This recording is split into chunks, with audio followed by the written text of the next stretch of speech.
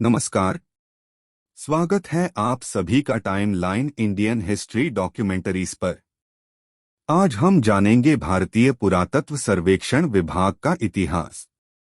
भारत में पुरातत्व और ऐतिहासिक गतिविधियां सर विलियम जोन्स के प्रयासों से शुरू हुई, जिन्होंने 15 जनवरी 1784 को कलकत्ता में एशियाटिक सोसाइटी बनाने के लिए पुरातत्वविदों को एकत्रित किया।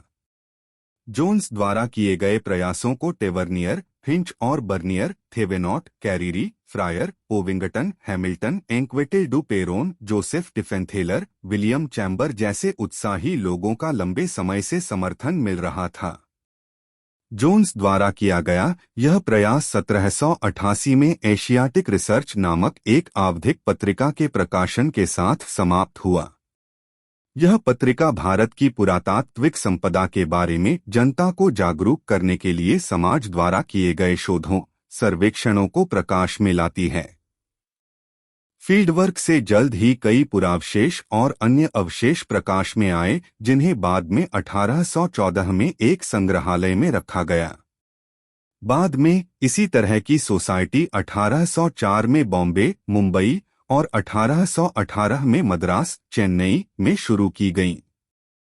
जोन्स द्वारा चंद्रगुप्त मौर्य की यूनानी इतिहासकारों के सैंड्रोकोटस से पहचान ने भारतीय इतिहास के कालानुक्रमक को तय करने में सक्षम बनाया।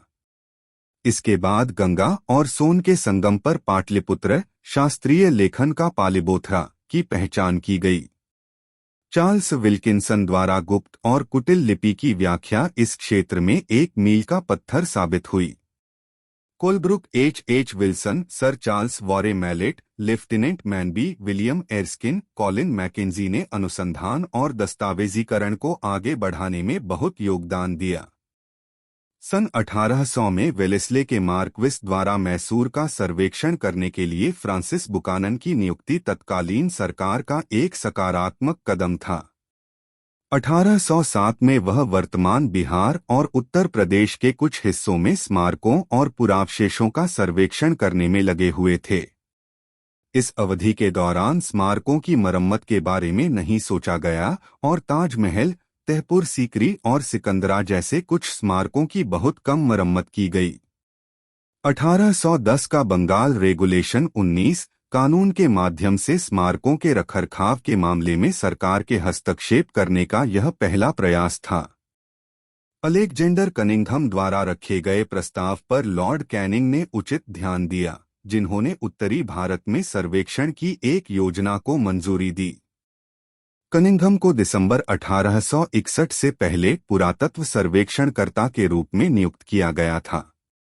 उन्होंने 1861 से 1865 के बीच पूर्व में गया से लेकर उत्तर पश्चिम में सिंधु तक और उत्तर में कालसी से लेकर दक्षिण में नर्मदा तक के क्षेत्रों का सर्वेक्षण किया। इसके लिए उन्होंने 1861 से 1865 के बीच काफी हद तक चीनी तीर्थयात्री वेन त्सांग के नक्शेकदम पर चलकर कार्य किया। हालांकि 1866 में लॉर्ड लॉरेंस द्वारा पुरातत्व सर्वेक्षण को समाप्त करने के कारण प्रयास अचानक रुक गए। इस बीच हालांकि 1863 में एक अधिनियम 20 पारित किया गया था, जिसमें सरकार को उनकी प्राचीनता या उनके ऐतिहासिक या स्थापत्य मूल्य के लिए उल्लेखनीय इमारतों को नुकसान से बचाने और संरक्षित करने का अधिकार दिया गया था। तत्कालीन secretary of state sir Stafford Northcote के सुझावों के आधार पर लॉर्ड लॉरेंस ने स्थानीय सरकारों से ऐतिहासिक इमारतों की सूची बनाने और उनकी तस्वीरें प्राप्त करने का आह्वान किया। इसके बाद भारत की विभिन्न स्थापत्य शैली को समझने के लिए महत्वपूर्ण इमारतों की कास्ट तैयार करने के निर्देश दिए गए।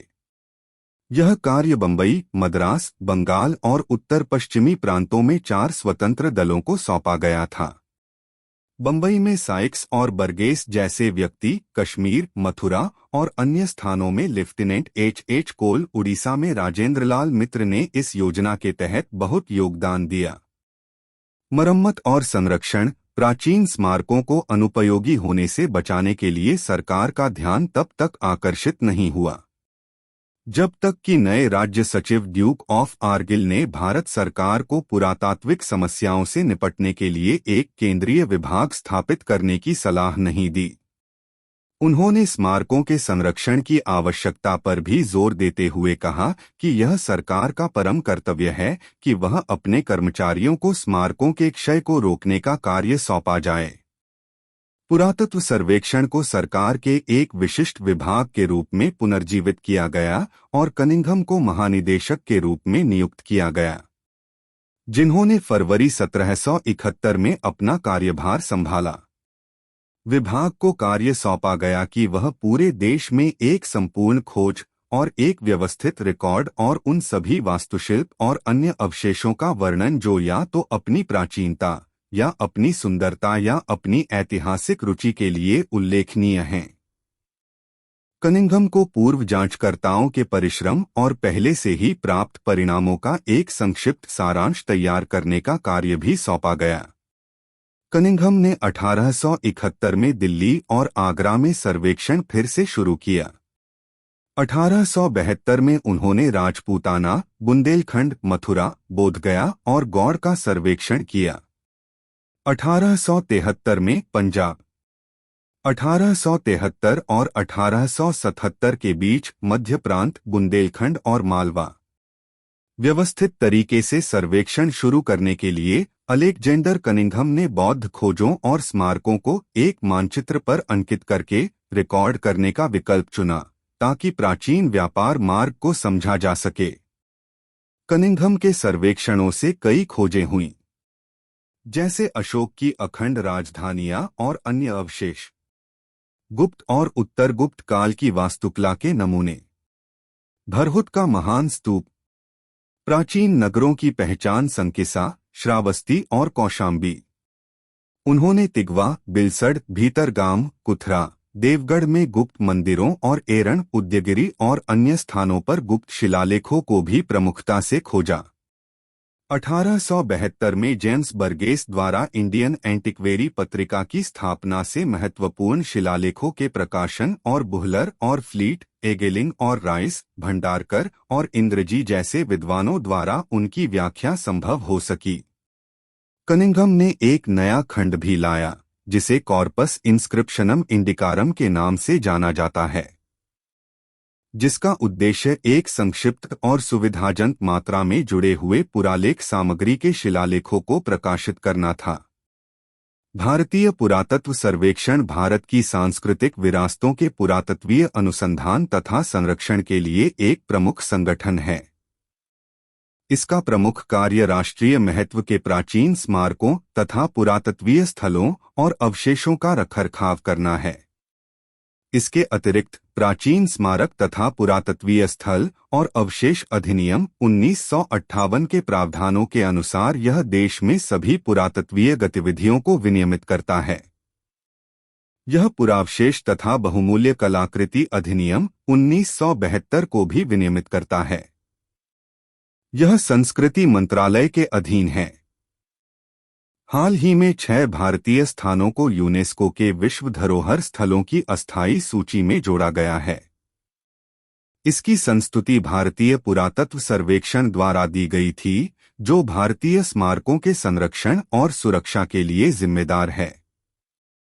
यूनेस्को के संचालनात्मक दिशानिर्देश 2019 के अनुसार किसी भी स्मारक स्थल को विश्व विरासत स्थल की सूची में अंतिम रूप से शामिल करने से पहले उसे 1 वर्ष के लिए इसके अस्थायी सूची में रखना अनिवार्य है। इसमें नामांकन हो जाने के बाद इसे विश्व विरासत केंद्र को भेज दिया जाता है। इस सूची में भारत के अब तक कुल 48 स्थल शामिल किए गए हैं। अगर यह वीडियो आपको अच्छा लगा हो तो चैनल को सब्सक्राइब करना ना भूलें। धन्यवाद।